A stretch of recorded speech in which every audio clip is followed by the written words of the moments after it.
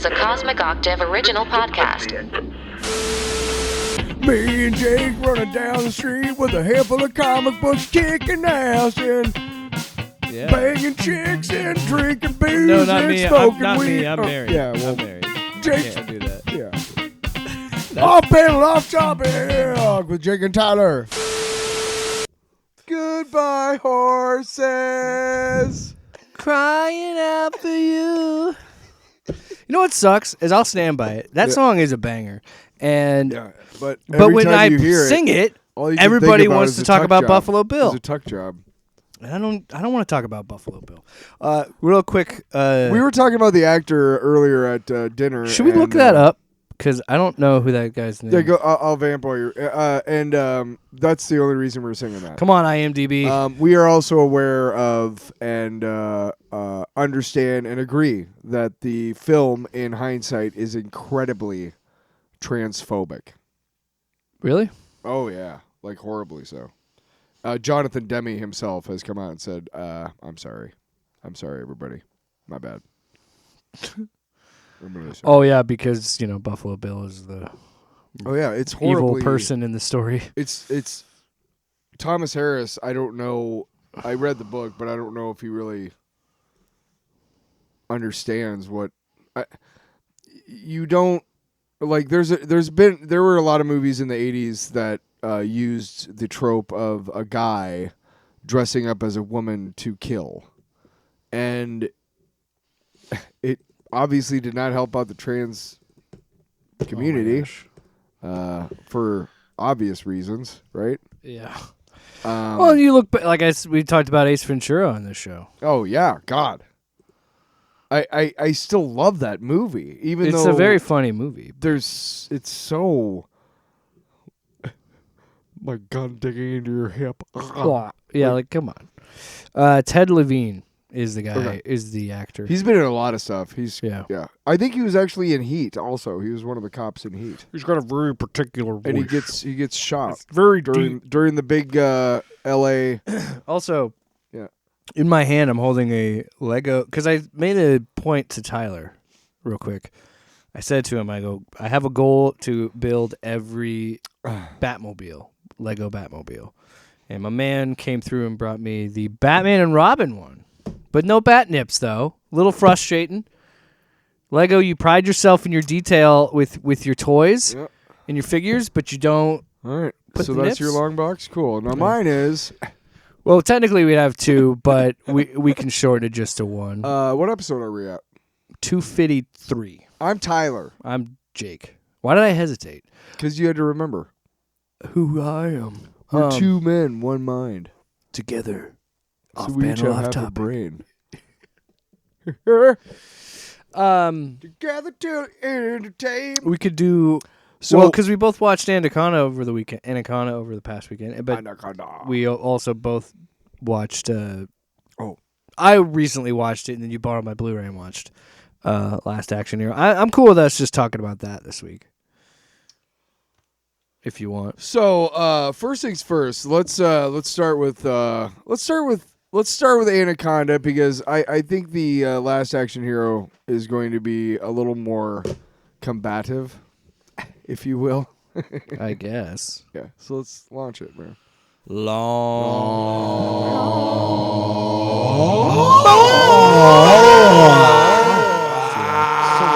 It's a long box. We watched Anaconda 2026. 2025. Whatever. The newer one with Jack Black and Paul Rudd, and your wife was out of town, and I thought it'd be fun to like maybe go to a park with you and Lincoln or whatever. And it turned out, you know what? They're getting food. I'm getting food. We all all came back to the house. Lincoln took a nap, and we're like, hey, let's watch that Anaconda movie. We both like Jack Black, Paul Rudd. Obviously it's probably going to be funny to us. The humor. Steve Zahn. You can't go wrong with a movie with Steve Zahn. So we watched it, and I've never seen the original Anaconda. Have you? Yes, I have. Okay. So I think there were enough in jokes about the original movie that I understood enough to laugh. Yeah. And not be like clearly John confused Voight or wasn't lost. going to be in that movie. Well, and they make 2 jokes about it. Well, okay, like Ice Cube showing up. Like I know Ice Cube is in the original. Yeah. I know, and whatever. I just pretty totally sure spoiled it for everybody. Yeah. Pretty sure that was Jennifer Lopez's first movie. It might, it was one of her earlier roles. She is fantastic in Out of Sight. I have talked about that movie ad nauseum. I can't remember if this was before Selena. Is it Selena? Yeah. Yeah, I don't remember if this is before or after that. Look, whatever you but think it's one of her first and movies. I have mixed feelings about Jennifer Lopez. You cannot deny that she is incredibly talented. I feel like you could say that about a lot of people in Hollywood. Mm-hmm. But anyway, so I think so. Again, like if you haven't seen the first one, like you're not going to be confused. It's a pretty straightforward story. I of appreciate friendship, and it's about friendship and chasing your dreams. Yeah, but I appreciate with dick jokes that it kind of does the 21 Jump Street approach, where like that movie took originally what was more of a drama, turned it into a comedy, and almost parodied it because of obviously these guys are in their late. There's almost 30. There's no way these guys are actually high schoolers. So and this goes with a similar approach where it's like, let's recreate this movie that we both loved. But for me, it struck a particular chord because if you are somebody that ever had aspirations to be a filmmaker like I have, or a writer in some way or a creative person, there's scenes in this movie that you've had, like when they're pitching the idea of the script to each other, and they keep saying themes. It's about themes. I wanted to say something. Like those are real conversations I've had with my friends when we've done a creative project together. Yeah. And then and I used to make home movies with my friends, so this whole concept was gonna work for me. I enjoyed it a lot. I laughed a lot. It's one of those things where I'm grateful that I'm not one of those people that uses Rotten Tomatoes as a metric for movies anymore. Yeah. I used to really be into that. What is it rated on Rotten Tomatoes? It's at a 50 something, I think. Some people just can't handle the dick jokes. Well, the whole scene where Steve Zahn's character can't pee. That was a scene where I and my wife were like, eh. You and I were laughing our asses off. We were, but it went a little long. Are you really? Are you really? We were laughing. I was laughing at the idea, and then I think I would have laughed harder if you just pissed on him. Uh-huh. Personally. Oh, sure. Now. But then the table. I'm sorry. You're all highbrow. Hold on. And then I saw Paul Rudd being a table, and then I'm like, all right, that's pretty funny. Oh, okay. What a lying-ass motherfucker. You were laughing your ass off just a long Exactly. You know what sold it was Paul Rudd being the table while he was pissing on him. Sure. Steve Zahn and Jack Black reuniting since Saving Silverman. And that's when I had the moment where I'm like, oh, yeah. My whole personality really is just Jack Black movies. Because I'm like, I've seen most of every comedy he's done. I also remember him in Cable Guy. That was one of his first movie roles. Yeah. Jack Black. One of his greatest movie roles. High Fidelity. That one's okay. Shit. It was just on the tip of my tongue. Anyway. Yeah. Kung Fu Panda. Just kidding. So. No, wow, I did not expect that answer. I enjoyed it. It's funny. The snake handler having that weird accent was clearly them doing an inside joke about John Voight's weird ass accent. In the and first movie. he's whoever that guy is just fantastic. And like I said when I was explaining it to another friend who hadn't seen it, it was fun to kind of just be like, I applaud this movie for its creativity and taking a concept that is way too fucking tired in Hollywood and flipping it on its head. Well, and doing like I said, doing the 21 Jump Street approach and doing it as a straight up comedy and kind of having fun with it. I mean, the fact that there's a whole sequence where they run into the Sony crew. Yeah. Oh yeah. And then they find him dead later. Yeah. Twist. There's a twist in it which we won't get into, but it's a pretty good twist because you're like, oh wait, oh shit, okay. which is when we find out that the people are not really the people that we thought. And really, it's about chasing your dreams. It's about like, hey, look, I can't chase my dreams without you. And I need you to stay. And there are some moments where you're like, oh my God, this person's gone, and like, oh well, they're not, and stuff. And but overall, it's not going to change the world, but it's a great way to remake a movie, if you will, because I've never seen the first one, but they did a remake, but in a way that they did a meta version of a remake, which is them doing a remake, which is the movie. Which ends up being the remake. Who cares about rights? And he's like, IP. Who cares about IP? Literally everybody. That's a good part. Yeah. And I got to give a big shout out to Tandy Newton. She the first time I saw her was in that movie. I saw parts of it. Run, Fat Boy, Run. Yeah. That's a good one. It's okay. I enjoyed it.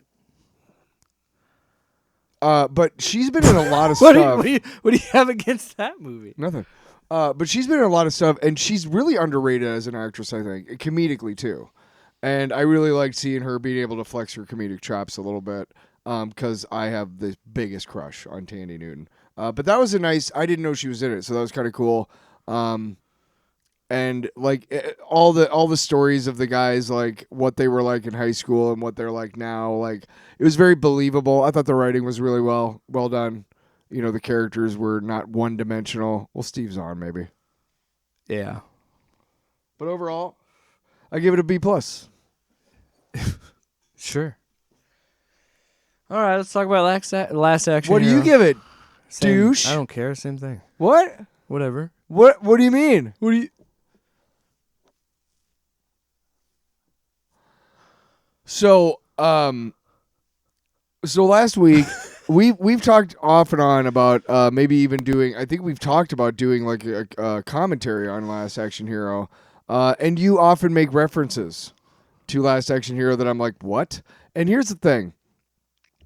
Could I speak to the drug dealer of the house, please? Case in point, I didn't even know where that was from because I saw it one other time. And that was in the theater. And I was super excited for this movie. I remember that very much. And I didn't hate it in the theater, but I could tell what year did it come out? 93. So I would have been 17. I would have almost been 18. I could tell that there was something about this movie that was off. Like watching it. Have you ever gone to see a movie you really wanted to see, and then you're in it, and you're like, this isn't going to perform well at the box office? Yeah. That's how I felt. I felt like, okay, like I understood it, and I got the concept and the premise, but like literally, if you look at the box office, nobody else did. Nobody else liked it. Nobody else appreciated it. And I read a bunch of articles about how it was ahead of its time. And there is validity to this. Now, to say that Last Action Hero is a good movie is not accurate. To say that it's a bad movie is not accurate either. What you have to appreciate about Last Action Hero is you really have to, and I think this is what you've done to love it so much, is you really have to lean into the absurdity of it. Yeah. And you have to completely suspend your disbelief. Look, there are hilarious moments. The fucking here's a couple of acres. Did you get that actually? No. Fuck. Why would you text that to me?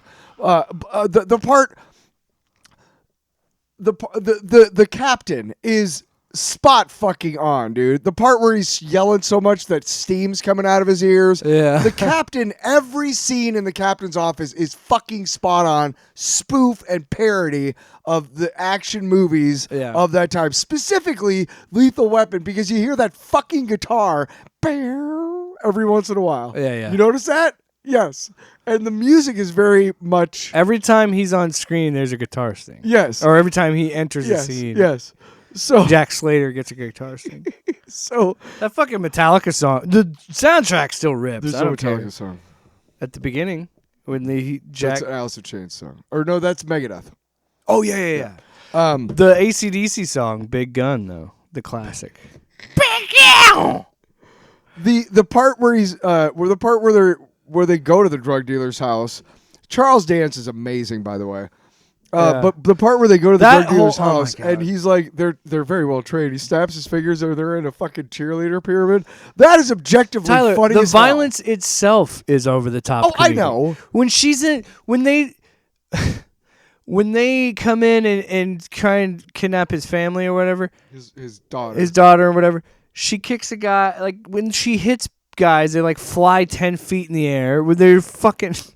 Oh, I know. When they're driving off from the car chase and the van shoots over in the background and it explodes is one of the funniest shit. That's one moment right there that I was going to talk about. That is so like it's not unintentionally, but it's so effortlessly funny. Okay, they obviously probably spent a lot of money on that. It's so organic. Yeah, because somebody had the idea of like, hey, wouldn't it be funny if in the background it just fucking blows because remember up. that other van that was chasing him? And it totally right. And the dialogue, you could tell Shane Black co-wrote it because the dialogue is very like sarcastic. Your ex-wife is not home. Her name wasn't in the credits. I love that. There's really funny the part where he comes out of the fucking tar pits and with a couple of fucking he's dry. Yeah, with a couple of like shitty paper towels. Yeah, he's like damp. Yeah, I brought you some new clothes. Oh, thank you. And then she just shows. Oh yeah. Well, he back to the dogs when he shows up the dogs. And he goes, "Who wants to know?" And he goes, "The Tin Man," and he shows his fucking bed. There's great one-liners. There's bits. Danny DeVito as and then they said the fat guy, cat detective, the cat who's the cop mobster? is Danny DeVito. Anthony Quinn. He needs to pass gas one last time. Remember that? He's gonna pass gas one last time. The idea of putting that whole sequence. What the fuck? A rooftop funeral?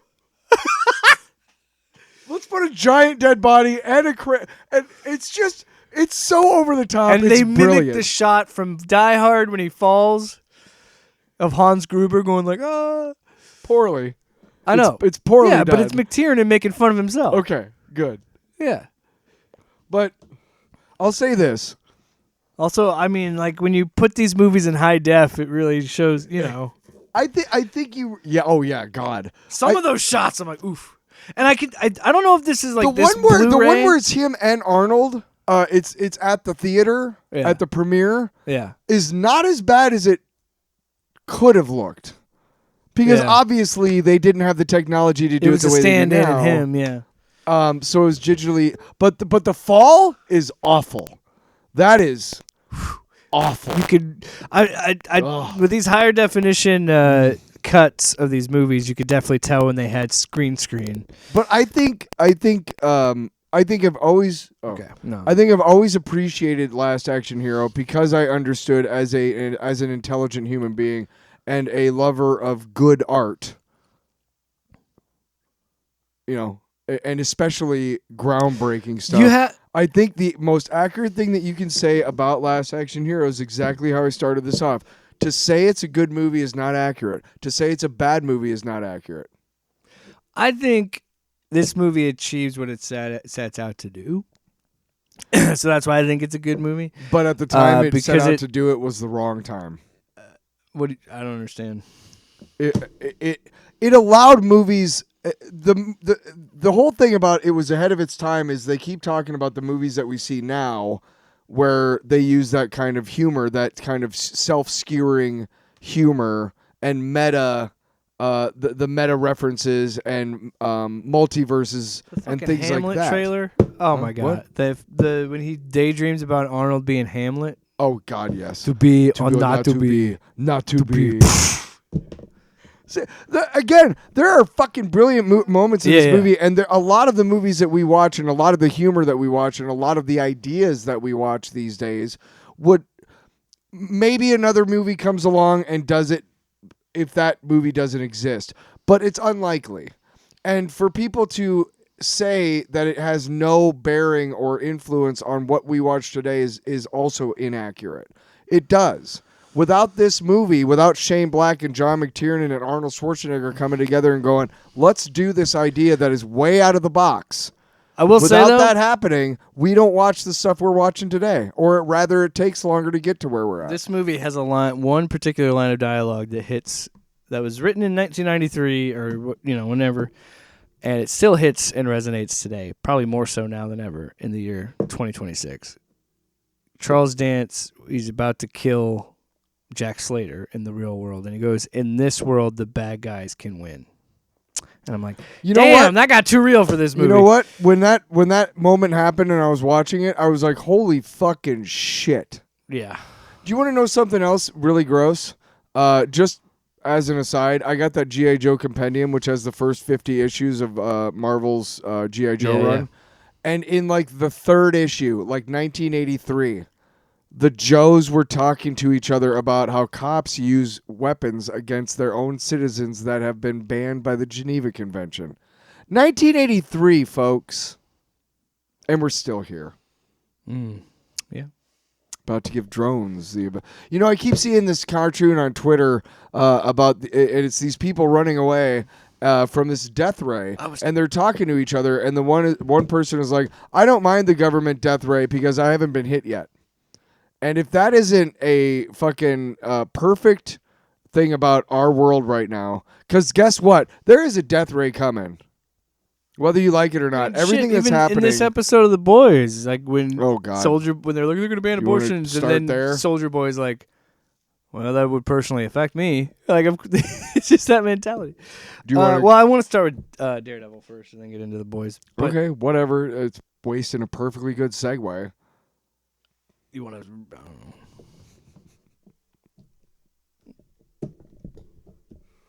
don't know. Our listeners can't see you gesturing. So. Yeah, Daredevil, Born Again. Born Again. Okay, fine. Yeah. What? Fine. The Boys. What do you want from me? Why do you hate me? I have a very particular order for the rundown, and it's in the fucking rundown this way first. You son of a bitch. Yeah. So the penultimate episode of this season, episode 7.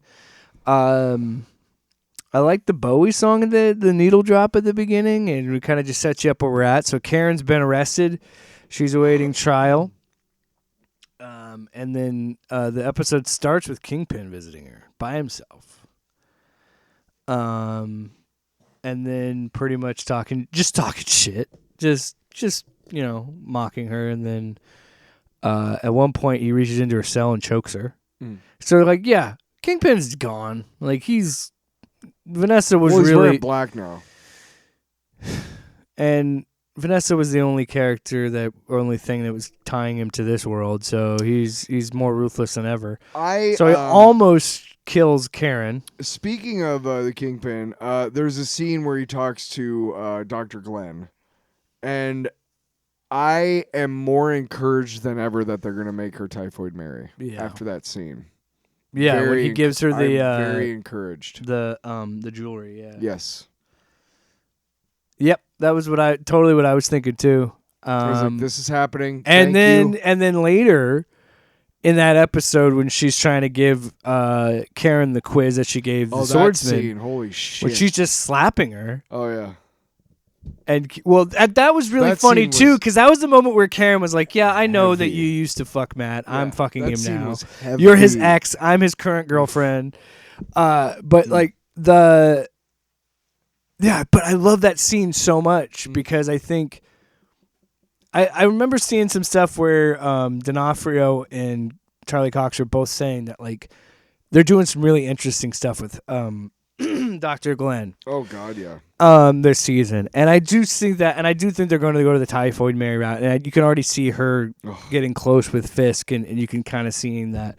And just seriously, that interrogation scene was such a good sequence. Oh God. So like two actresses at the top of their fucking game, dude. But her just being like, "Oh yeah," and it's really hot. Like she's like talking about like you're not sure if he's gonna come back home and yeah, and yeah, it's really hot. Just also trying to just dig the knife in more. Like yeah, you're his ex and I'm his girl. Like I just love that. And then yeah, she just started. But this is what I love, and I hope that they don't. I hope they don't do what the comics did with Karen, because Karen's character gets real dark because she gets into drugs and porn and all that other stuff. I don't think they're going to go that route. And I think it's too late to go that route. No, and I like what they're doing with Deborah Ann Woll and what they're doing with this character. And I think they transferred. Here's what I will say. They made her more of a badass, and she wants to smoke. I think they transferred all of the drug shit to her brother. Yeah. And then they made her killing him like part. She's got demons in the show. Yeah, she just kills like the one in the comic. Yeah. But at this point, it would be a disservice to the character if you put her back where she was before Matt found her. Yeah. Because if you look at the way they found her in season 1 of the Netflix show, it's very close spiritually to how he found her in the comics. Yeah. So I think that no, I'm saying that like I'm glad that this is what they've done with her character in the show. But and she is. I've seen people talking about like maybe making her like a Lady Punisher type thing. No. I don't see that either. But I just like her being Karen, and I like her. And like I said, I like the fact that she wants to smoke. Like I love the fact that she's laughing at her, and like because she understands those two characters are so egotistical that she just needs to laugh in their face and just be like, "You don't fucking scare me." And then to pony off of the boys, which we will get to. Fucker. There's a part during the Mother's Milk and Butcher scene where I'm sleeping better, I'm shitting better. It's because I let go. Yeah. Like I'm not afraid of dying. And that's kind of where Karen is. Yeah. I think that's where Karen is, but it's definitely not where Matt is. No. And I liked that Matt had the wherewithal to send Bullseye up to Albany. I mean, he stopped her last episode from killing Bullseye. Because she was going to shoot him, like, because he hits him and the gun goes off. So she was going to blow his brains out. And he's like, I just can't do that. Speaking of hesitation. But yeah, I do love that whole sequence of him being like, all right, I still fucking hate you, but I need you. And I'm like, I'm a sucker for tropes sometimes. And I'm a sucker for, I'm still going to kick your ass, but I need you right now. Mm. And no, he's like, go after that, go away, die. I don't care. You know they're going to fight again. But that's what I'm wondering. Do you think, so he has that moment and then we don't really see Bullseye. Then he shows up later to save the senator. So I'm thinking like, is that it for Bullseye? Is that curtains for this season? Or like, because I don't know. I feel like he's inevitably going to he's going to end up fighting Daredevil again. At some point before the season ends, Fisk is going to fall. They have to. They have to wrap this story. Because I feel like all this stuff that they're doing with bringing in all this stuff from the Netflix era and tying up these loose ends of like tying back Karen's murder of Wesley to season 1, doing all these other things. To me, it just feels like, this seems to be like, we're going to close the book for now on Daredevil and Kingpin. And what I'm hoping is we might see Spider-Man and Kingpin fight each other at some point. The worst part... Just saying. About the show, about this episode. Because wouldn't you love to see that? Yeah. Was Daniel. Let's talk about that. The guy, look, there's Michael Gandolfini does a great job in this role. He has done it since season 1. He's a very believable character. You can understand that, he's a real person and his different, dichotomies and how he has to navigate this shit at the same time getting everything that he wants, that he's ever wanted. And he can turn a blind eye, and he but knows how much of his soul can he sell. And throughout this episode, we saw at the end of last episode that he found the chip that the one guy gave to BB. Yeah. And so we see that they've basically been sitting in his mom's kitchen or dining room all night while he tries to figure something out. He decides to be a team player and gives Buck the address where he's going to take her so that Buck can eliminate her. And he gets there, and he's about to take her up there. He is, and she finally says, "You don't have to do this. You don't need to be this person." And he realizes finally at that moment, yes, you're right. I don't. Get the fuck out of here. Because before that, he also in that sequence when they were talking in the room, he said like, "I helped fucking get rid of this body." Wasn't he in the room where Fix squashed the police commissioner's head like a fucking pumpkin? So I mean, like, he knows how fucking dirty this shit is. He also knows he's dead. He's like, because he does. He lays it out. One of us is gonna die. Yeah. That's so just if I it. let you go, then I'm going to die myself. And he goes up and he goes, and it's a very poignant scene because it's brutal. Because he and Buck throughout the series so far have kind of developed a big brother little brother. Yeah, I was gonna say a very brotherly bond. Yeah, and Buck likes him. Against everything, all of his training, he likes this kid. Yeah. Because he knows every time Buck gets into a situation, he knows he might have to kill everybody he meets. Yeah. So he professionals like that don't get attached. He's and the knight. He got remember? attached. Yeah. Yeah. And so it is his reaction when he's like, she's not here, and he's just like, so I got to kill. Yeah. No. Why are you gonna make me kill you now? He is legitimately broken when he says that because you could see he's disappointed and it's broken. Played so well. Yeah. He's like, just now I got to kill this guy. And he starts putting on his thing, and he's like, "You're gonna," and he just goes, "Fuck you, Buck." That was awesome. I was like, and then he just beats the shit out of him. He starts beating the shit out of him, which is awful to fucking how it witness. How it was shot. Oh my gosh. So then they show him later, and he's like, "You're gonna tell me."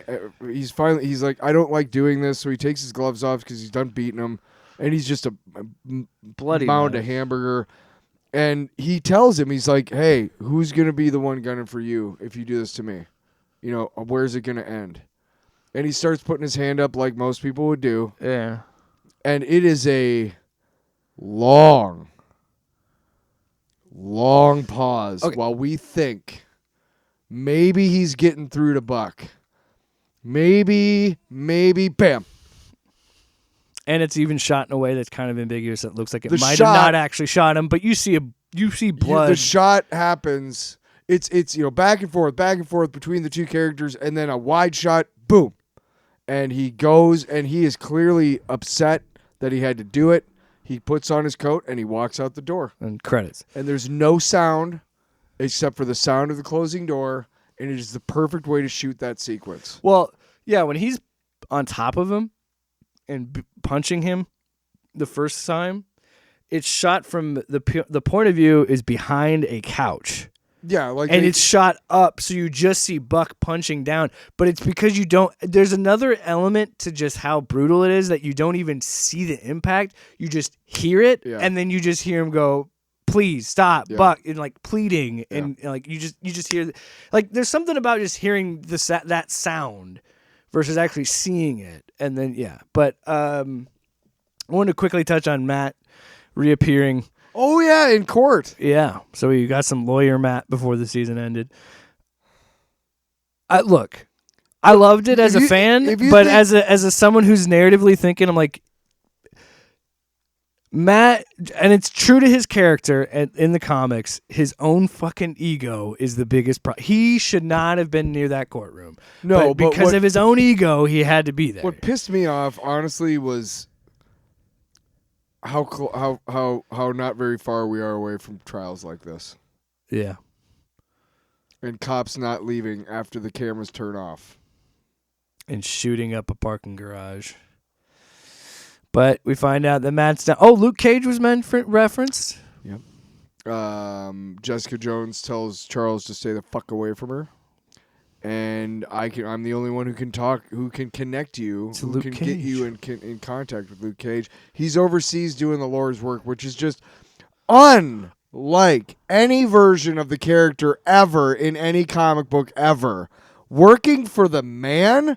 Are you fucking shitting me, Daredevil showrunners? This is your idea? Okay. To bring Luke Cage into the world? I want you to know something. No. Even though I already know they're going to be in season 3, I did take a nice little my hands went up in the air when he mentioned Luke Cage because I'm like, I fucking knew it. Because again, I think what they're gonna try and do with this, what they're already doing with this season, and they're trying to, I think, end with in season 3. I don't know if they're gonna go past the 3rd season. I don't think they will. But what I think they're gonna end up doing is, this is how we're gonna fully put a cap on all the Netflix stuff going into Secret Wars. Because I think this is like, okay, let's give Charlie Cox the send-off. Let's give these guys these characters. Because we're going to, boom, reboot it and have a whole new Daredevil and a whole new thing.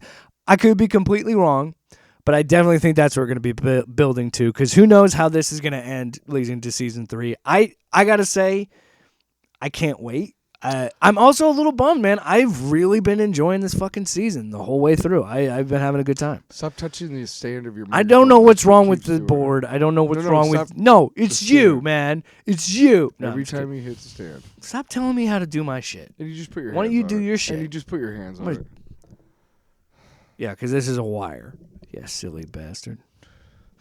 All right. Let's talk about the boys.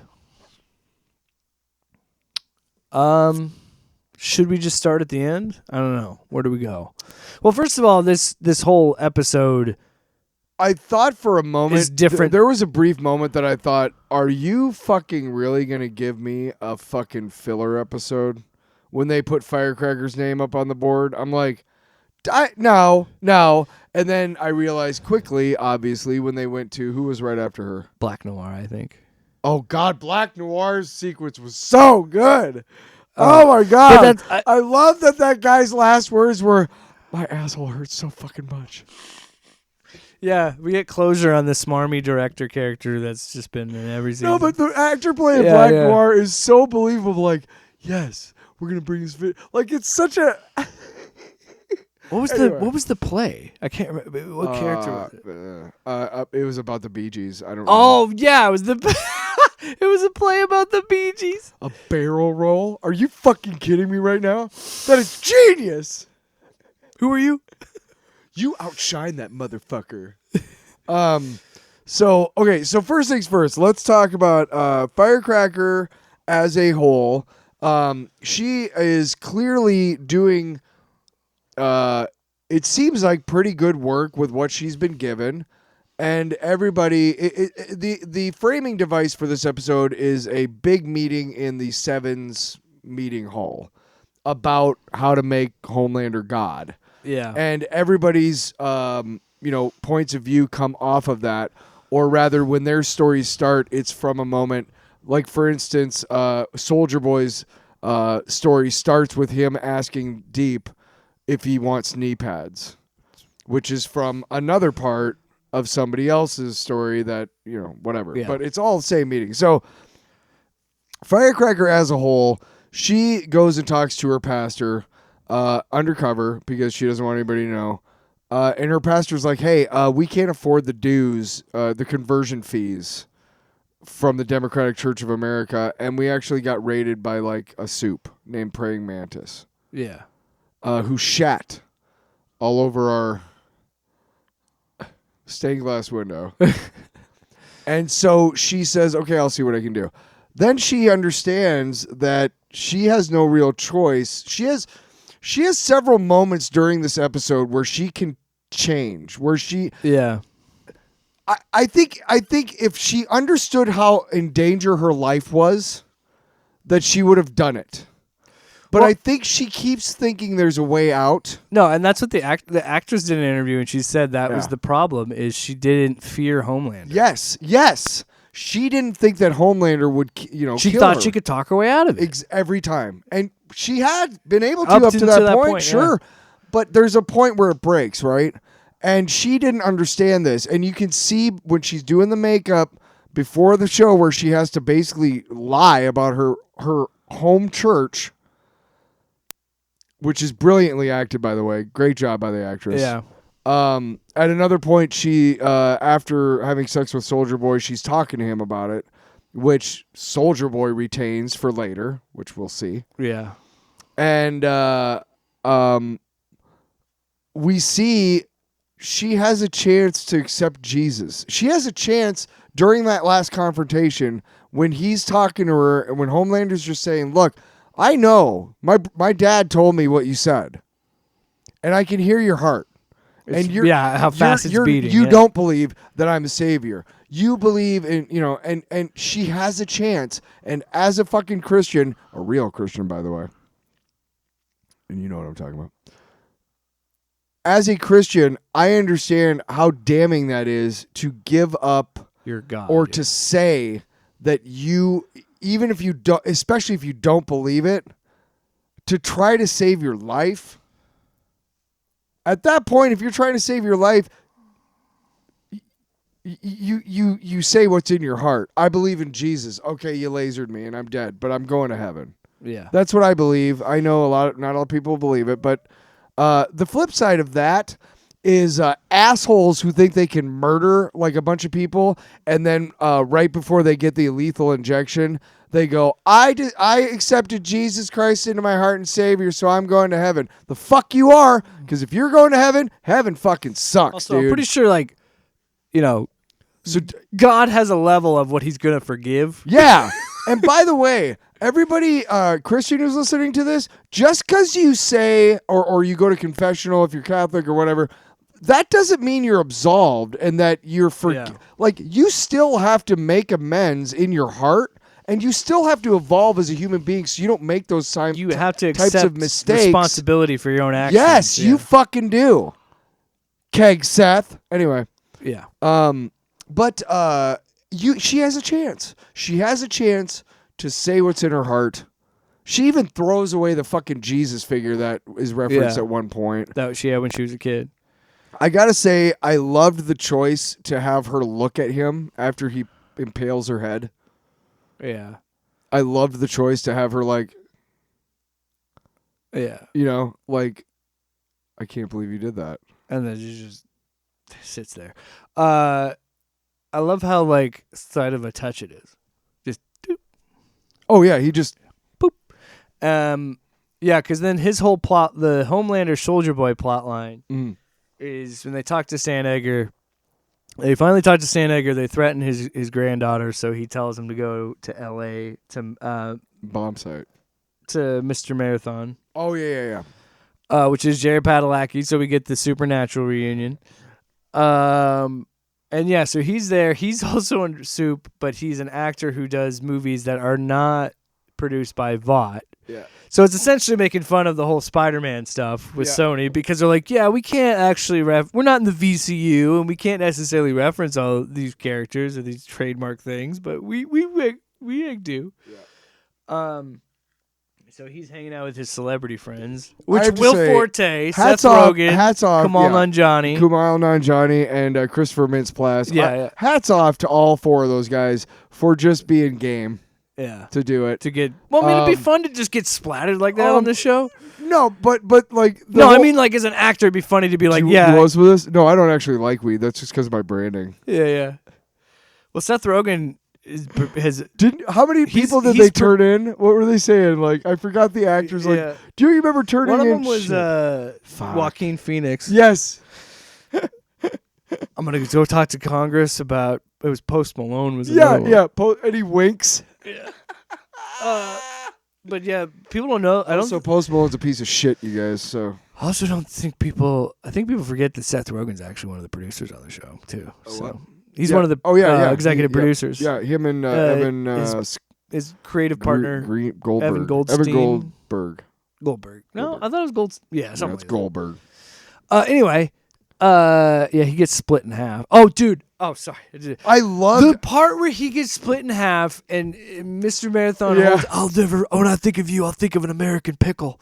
Like, what? This is like a random movie that was on HBO. How bad is it? Is it bad? You're split in half. No, my favorite was how you think first Will Forte gets splattered. Yeah. Which you're like, okay, and then you think the other three guys are going to get out of there. You think you're not going to see him again. Yeah. And then, of course, Soldier Boy comes I'll help you. I'll help you, but you got to do exactly as I say. I don't know what's going on. Just keep I'll help you, but you have to do exactly as I say. What the fuck? Anyway, And he go now, and that's when and every time Mr. Marathon's like, God. Yeah, I just keep getting because it's just the A Train sequence again over and over and over. Over and over, and then so then we see him smartly use the use all the lube in the baby vault, oil, the clear Diddy reference. the vault. I love that when they're in And the he just vault of snaps all his this fucking shit where there's legs like off. Nazi memorabilia and all this stuff for bought, but then there's just a shit ton of baby oil, and you see Homelander just looking disgusted. Don't forget about the clear reference to Kent State. Yeah. And Soldier Boy's like, good times. Yeah. Like, fuck. But I loved how he just like snaps his feet off basically with his, you know. And then Homelander comes in and just splatters his face. But they think they can find Bomb Sight. Who has the V1. Who actually has V1.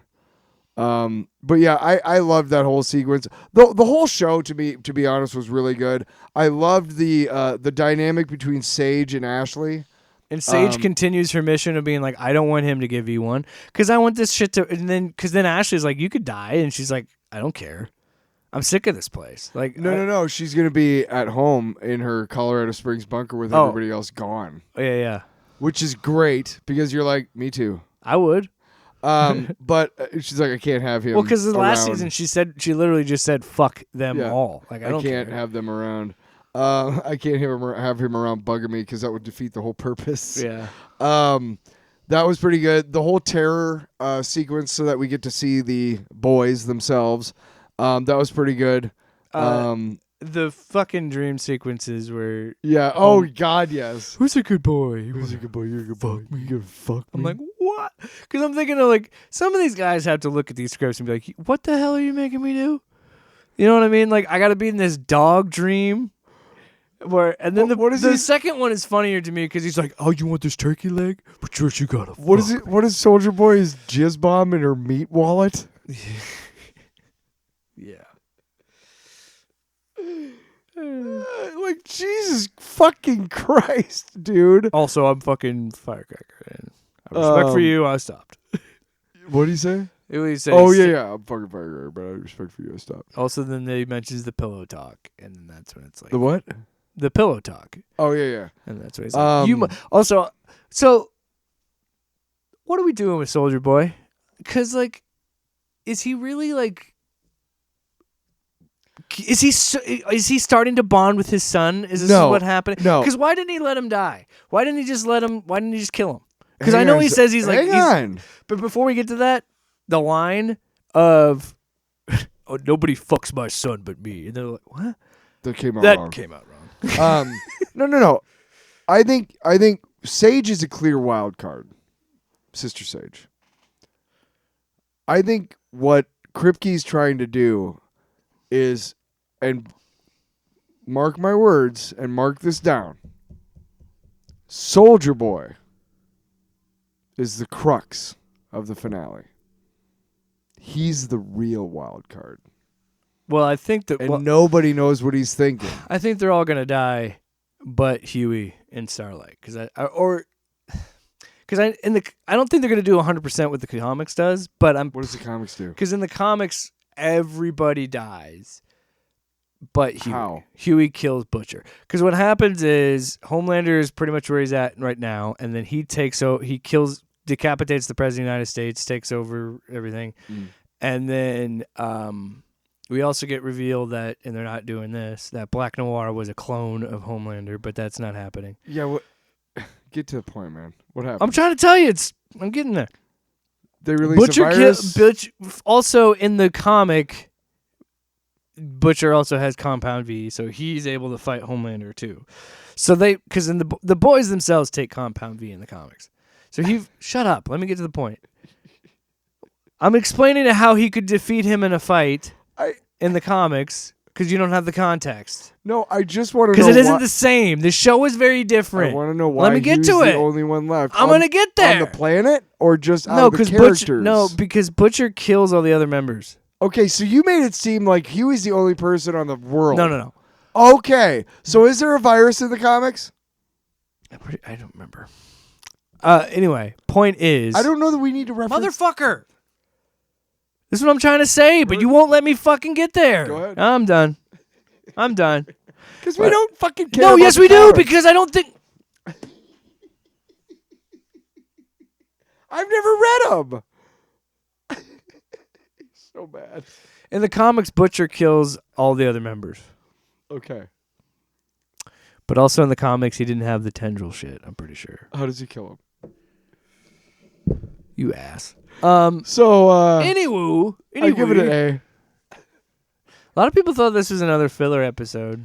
Well, no, the first time, but then as soon as I see what was happening, I was like, okay, wait a second, this makes sense to me. And then, of course, I didn't know it was what it was until the next one, which is Black Noir.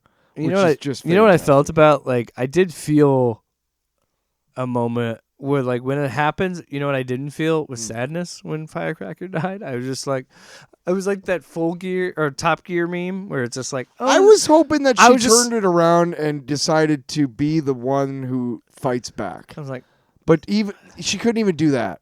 I was like, oh no. She's such a bootlicking fuck. Anyway. That up until the moment where she has a chance to say, fuck you, and spit in his face, and she keeps licking the boot while the boot crushes her skull into dust. What an asshole. Fuck her. Yeah, Bashley Black is Noir hilarious. was great. Black Noir is awesome. Also, I love his little thick tiff with the deep. That was great how he was like, hey, no, man, let's do it this way. I'll start talking, it'll be a miracle. And then he's like, that would help with our demographics. Yeah. Well, that obviously led to the guy that was inspiring him having his asshole eaten out by a lamprey. Yeah. So fucked up. Okay, give it an A. But I really do. First of all, I think all the soups are gonna die for sure. Yeah, and I think they're all gonna bite it. I think even Sister Sage. Yeah. I could see Kamiko making it, and I could see, but I think Frenchie's gonna die at some point. I think Mother's Milk is gonna die. I also think that somehow they're gonna kill Soldier Boy. I truly think it's gonna be everybody but like Kamiko, Starlight, and Huey. I think they're all gonna die. What about the idea that almost everybody assumes Huey's going to survive, and that's because why of the comics? That's why they're going to kill him. No, also because he's the best character. The best person, yeah.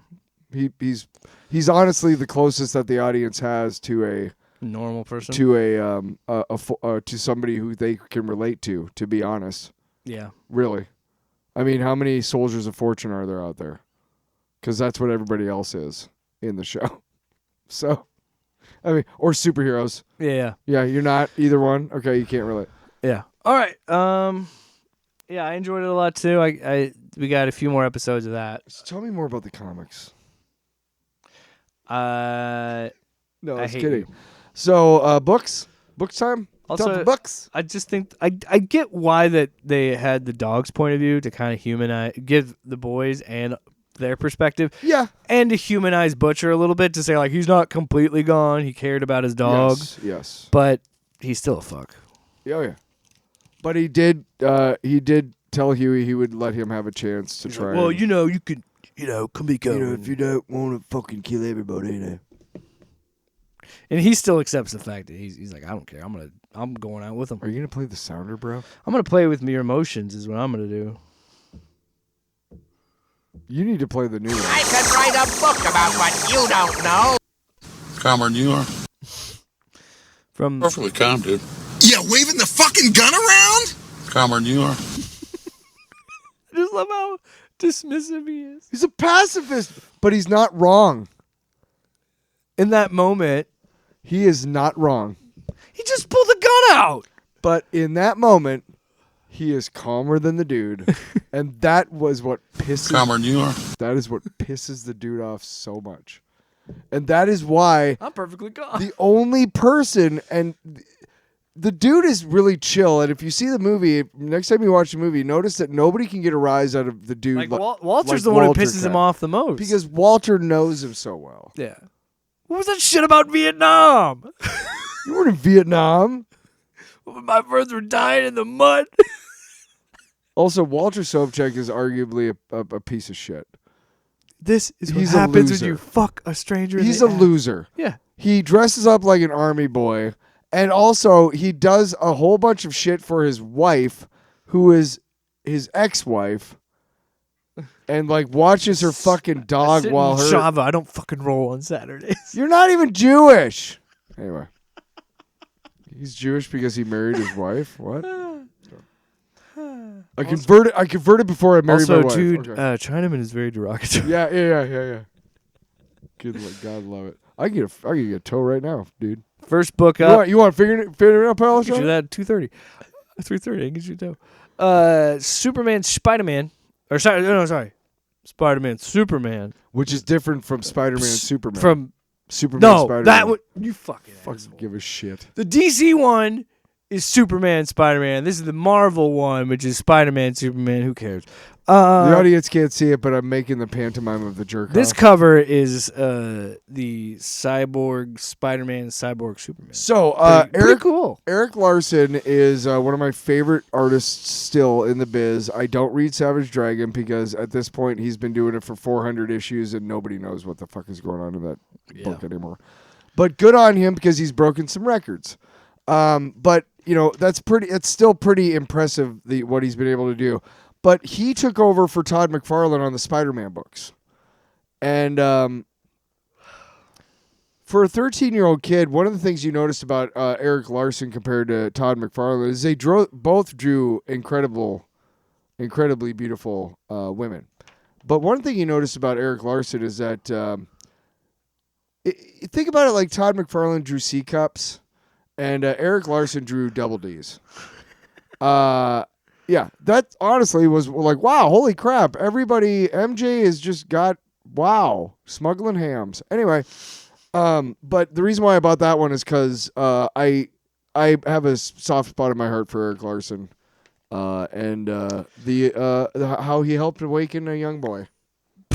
So this goddamn Black Cat, holy shit. Issue is called Our Kryptonite, written by Brad Meltzer and drawn by Pepe Larraz. Pepe Larraz is one of my favorite artists in comics right now. Also, I'm going to be honest with you, I did not read any of the back. I didn't read any of the backup stories. It's another story. It's a better story than it's the better. old one. I think it hits. I think it does a good job of hitting the sentiment a little bit. Yeah, more. So but it's still just a thing. Essentially, what happens is they have to help each other. Green Goblin and Lex Luthor are working together. Sure, Brainiac maybe. Who cares? The stuff is falling on them, and they're trying to extract the kryptonite. Is trying to extract Superman's powers, right. And we recap the classic Spider-Man holding something up image, and then he's like, "Ask me a question. That's how I keep focused on this, so I don't think about my bones breaking." And he's like, "Why do you do it?" And he's like, "Guilt." He's like, "Huh?" And he goes, yeah, because I wasn't there for my Uncle Ben, and he died." But props for this book because it gave us Venom Superman. So yes, that was a fun image. So they're fighting, was cool. And then there's a goblin as a pumpkin bomb. He drops in, and out comes the pumpkin bomb is a symbiote, and it takes over Superman. So we get this really cool symbiote Superman looking thing, which is something I didn't know I needed. It's a fun design.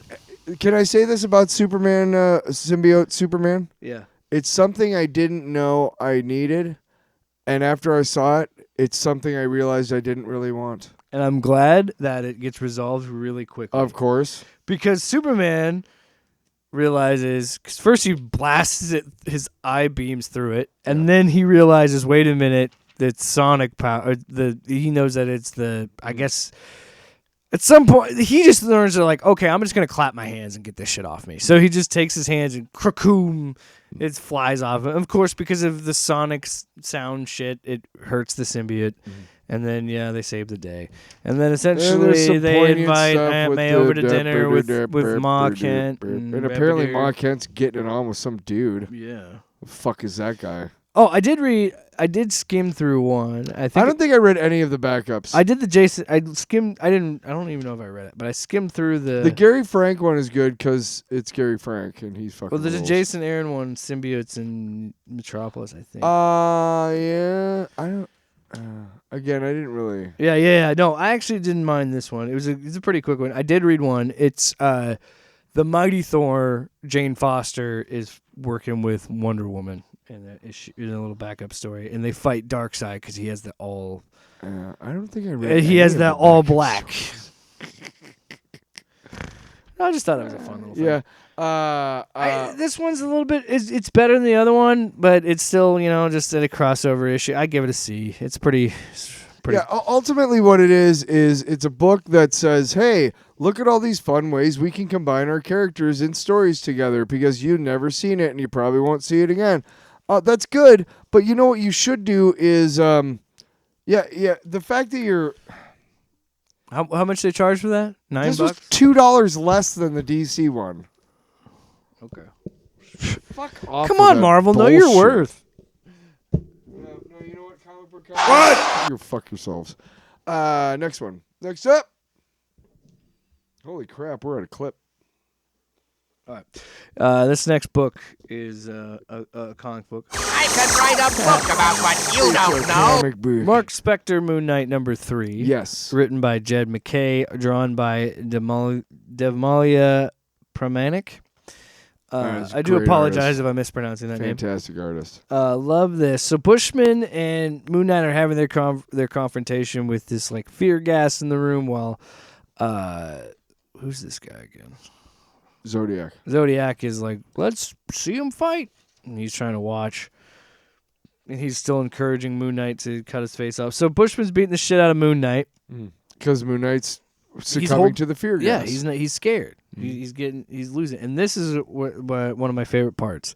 So first of all, if you've listened to this show, you know how much I love to just gush when a book really plays, like when a comic book really plays with its own medium and completely redesigned pages in ways that you didn't think of. Like the paneling in this issue, very similar to the other two issues. Like when he's losing to Bushman, it's a 2-page splash, but on each page there's slices from his suit that make panels. That are kind of like the outline. And we're going to talk about Absolute Wonder Woman. Absolute Wonder Woman's been doing that the entire run, too.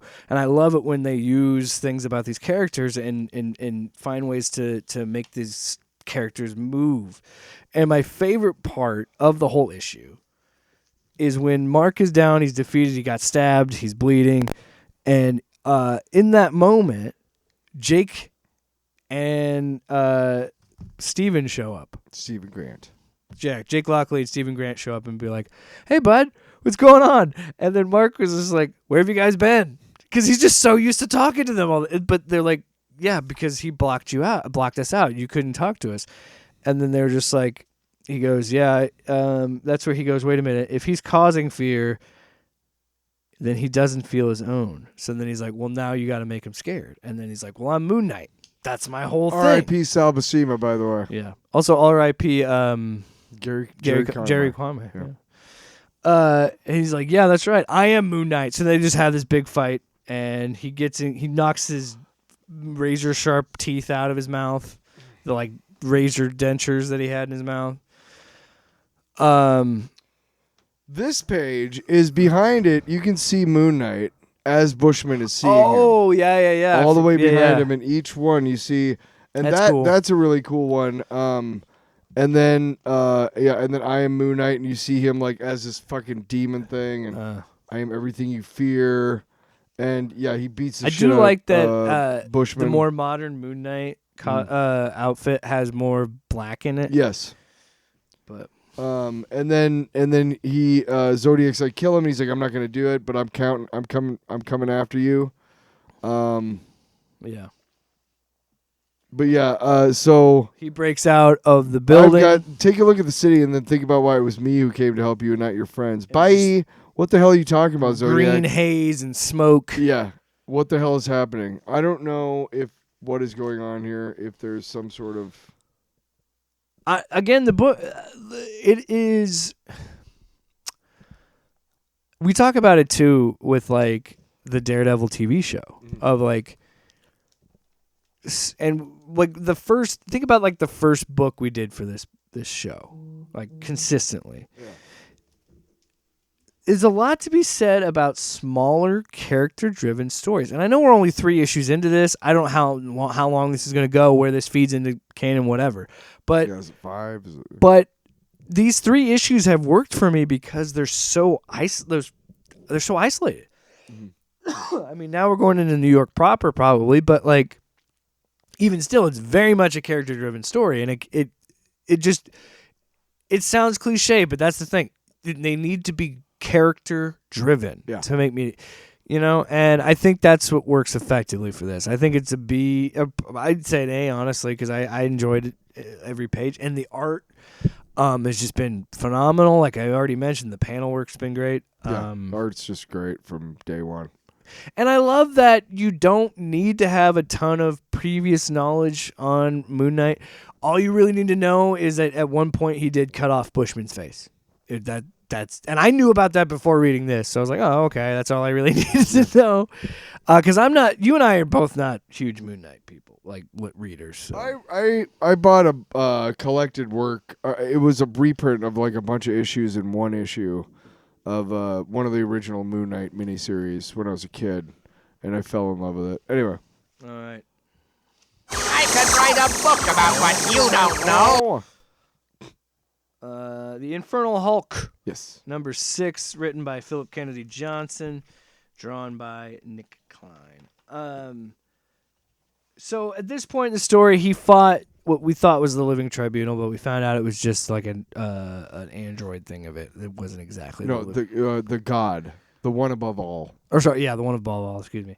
But then Iron Man got an idea, so then he kind of harvested some of that power from that like robot because the sword thing. is still sitting around. Yeah, so he took that and infused it with his armor. So he makes this. Oh my! The cover is fucking awesome. It's this like the wings, spiked armor, angel armor and he's got a spear going into the Hulk. Yeah. So yeah, we go to the Appalachian Mountains where all the monsters are coming to life and taking over everything. And then Iron Man shows up, and he's like, "We're here to draw him out." And then it's a different artist. It's not Nick Klein this month. It's been Nick Klein every issue. I'm telling you. I'll get to the title page. You're right, Adam Gorham. Yeah, you got me this time. And it's yeah, it still very much looks in the vein of what it looked like before. Like they did a good job of like. Nick Klein feels like one of those guys who is so like he's not very prolific. In other words, like it takes him a long time to draw a book, and then he needs some time off. Also, and there's no shame in that because the artists that they've gotten to fill in, like Cam Smith is another one they've used. I like them both. It's not a big shift tone. Like there's sometimes when an artist switched on a book and the art looks like it just doesn't feel like it meshes with what was before. It's clearly like the writer is like, I still need this kind of look and whatnot. Yeah. Anyway. Hulk fights Iron Man, and he also brings some iron drones with him, some minions. So they fight minions. Wow. Well, I mean, they're just robots. Oh, I thought you were talking about the minions. So then we also find out what's going on with Reed Richards and what their plan is to how they're going to attack while Tony is fighting the Hulk. So they have their little fight, and and I love how Infernal Hulk is like, this. I've had this happen before. Everybody wants to send their big hero to defeat me, and they fucking can't. But yeah, I love this part where he's like, I've faced Hulks before. I know you won't stop. And I know there's no prison strong enough and no place far enough away to send you. So I did the only thing I know how to do. I found a weapon. And he takes the spear that the one above all's being had and stabs him in the fucking gut. And it's a really cool moment. And then that just pisses off the Hulk. So he's like, all right, bitch, let's fight. So he like just drives him down into the... Because he mentions the city as like a living being. Mm. So he drives him down further, deeper into the city, and that's when Tony's like, bomb him! This whole time Tony's like, fire on him. Yeah. And they're like, you guys shifted a fucking tectonic plate. Yeah. You're fucking with the planet. And he's like, I don't care. He's he won't I think Tony is like, you guys don't understand what we're going to have to do to stop this guy. Like to stop this version of the Hulk. Yeah. And I love how this series continues to be like, again, this whole fight I'm thinking like, I know that in my head I know main continuity wise he's not going to kill Tony, Yeah. But yeah, I still fear for him because I know how sadistic this version of the Hulk is. This being, you know. So it was cool because I know we kind of been story-wise, we hadn't spent time with this Hulk because we've been catching up with what Bruce is doing. We've been catching up with what Hulk's doing and how they're trying to get back to each other to fight this Hulk because that's eventually what's going to happen, you know. But it was a fun issue. Again, I gotta say is where they finally fire and this giant monster shows up and just spreads its wings over the city.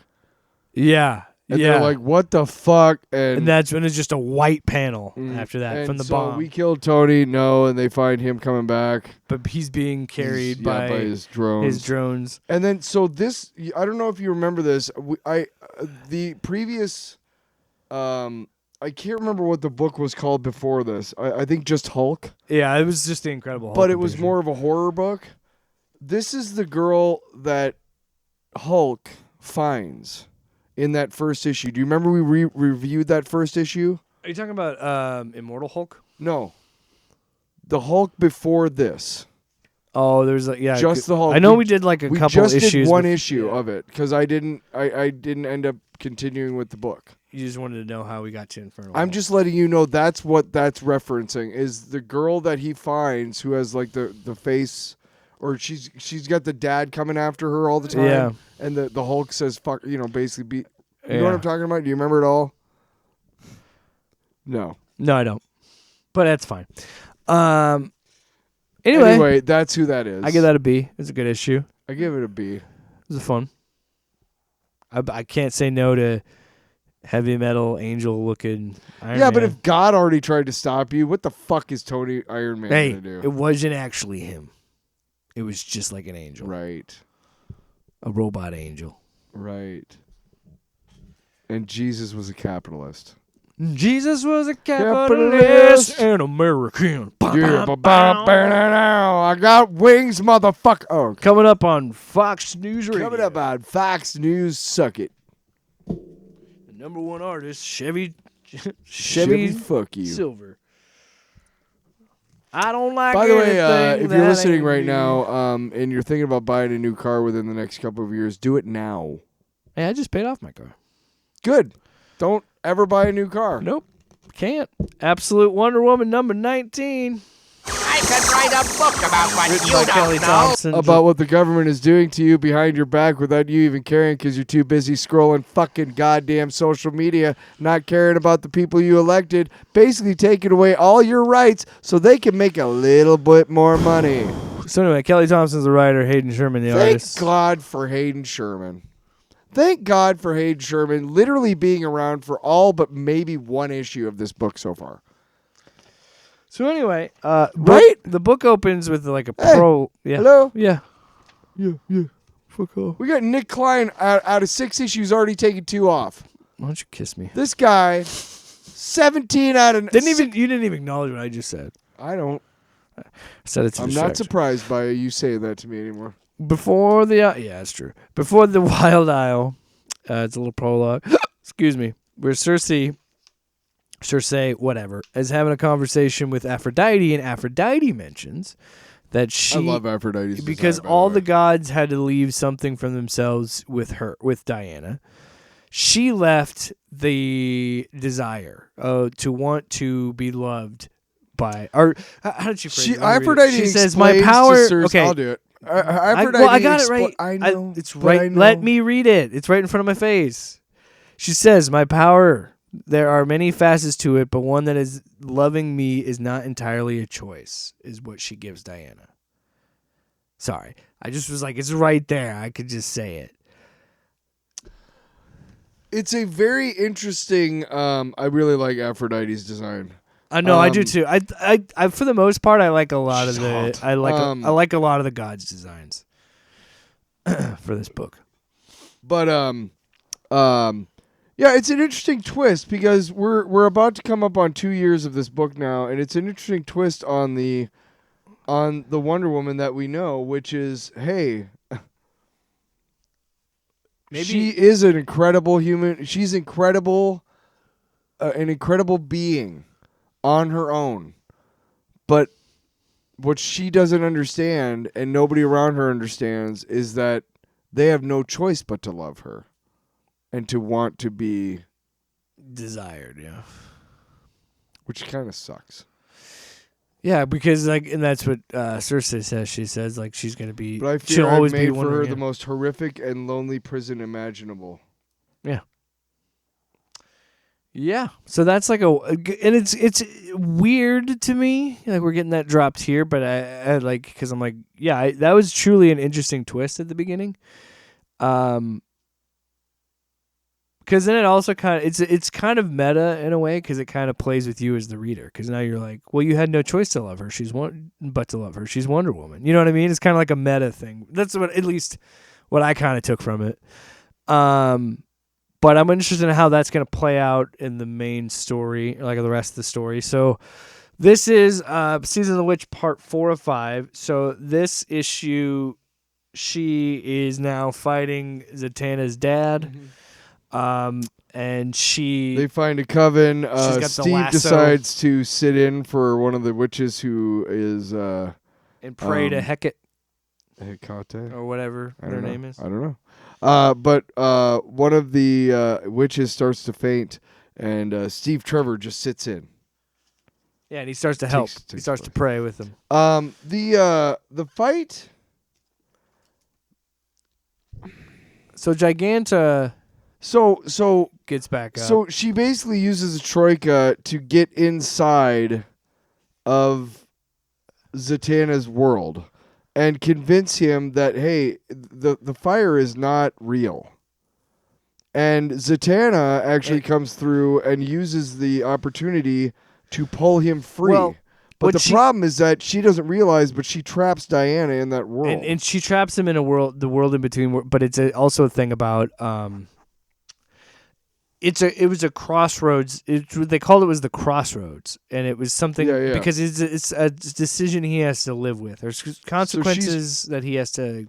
But Diana is trapped, and Giganta comes back. She's about to start beating up on catatonic Wonder Woman, and then Kale's like, "I want Dr. Barbara Minerva."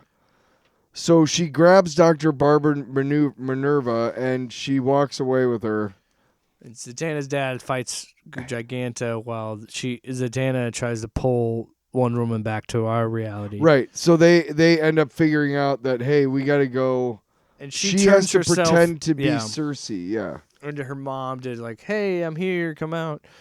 So she pulls Wonder Woman out, and she's like, hey, sorry, I had to look like your mom because you weren't responding to me. And she's like, no, it's okay, I understand. And that sets up the final fight. With because what happens at the very end?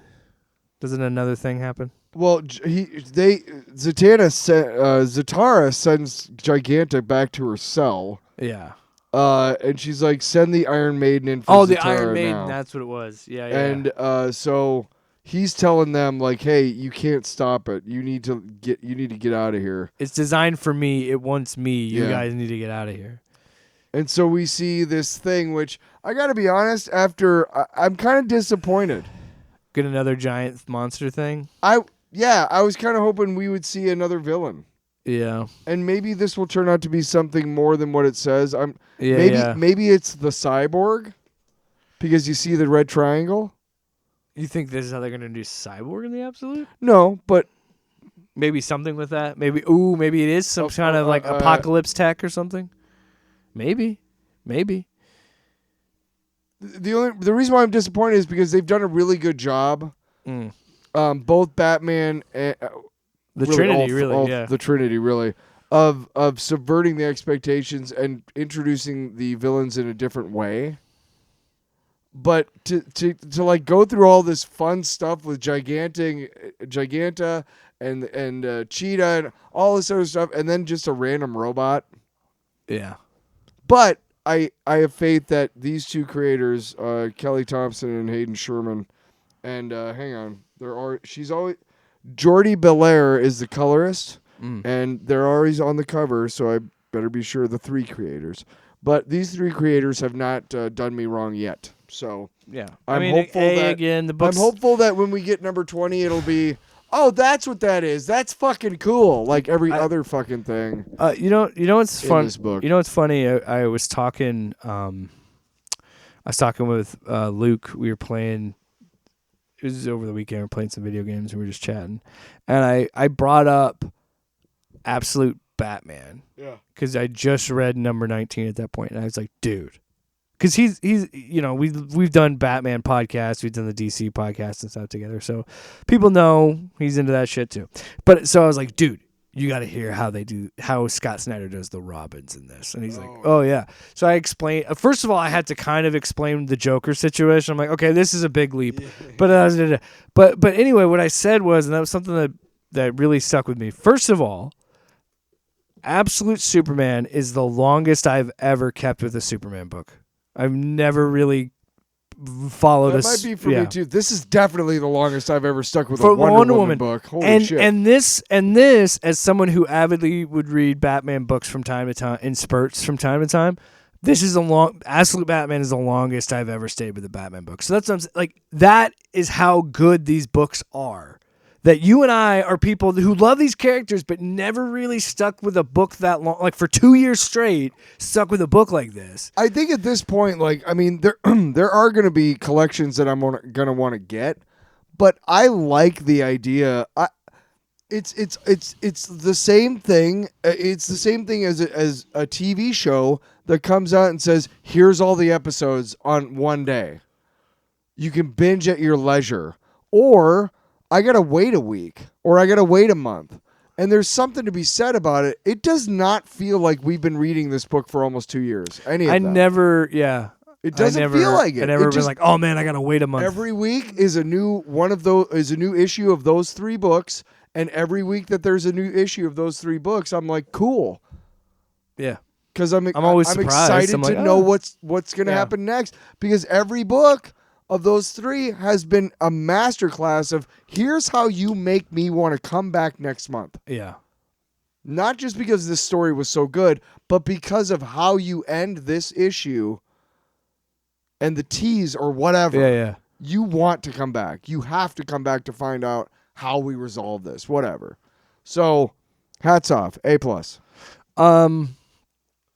Yeah. I will say, yeah, I'm kind of, for me too, because you've been buying, you have the issues. I was, like, at some point, I was like, I kind of want to buy them the collections just because I love these books. I have before. No, you know what I mean? Because it's, and that's the fun thing of like, with Comixology Unlimited, there's a lot of books that I just read digitally, and there's a lot of them that I'm like, oh, that was a good book. I enjoyed that, but I just don't really. I just can't read books. I can't read comic books digitally. But there are some books like these books where I'm like, I want to get another copy because I want to show somebody, because these books are so good and so different, and be like, if you love this character, you should read this. Or if you want to read a Wonder Woman story and kind of get a whole new take on a character you're not really familiar with, read this book. You know what I mean? Like I still remember that very first issue of Absolute Batman, which was the first one that we read, and how we were. I mean, I remember picking it up and being like, "This is gonna be fucking stupid." And it just blew us away. Yeah. The whole scene in the park where he's fucking his cape comes alive and he starts fucking. No, for me, the one where my mind was the blown open was when he used the elevator shaft as a Batmobile. I'm saying like, from day one, I was like, this is fucking something that it's a great, great shit. I will say this. I have still been because Comixology has all of the deceased books. Yeah. I'm reading through those right now.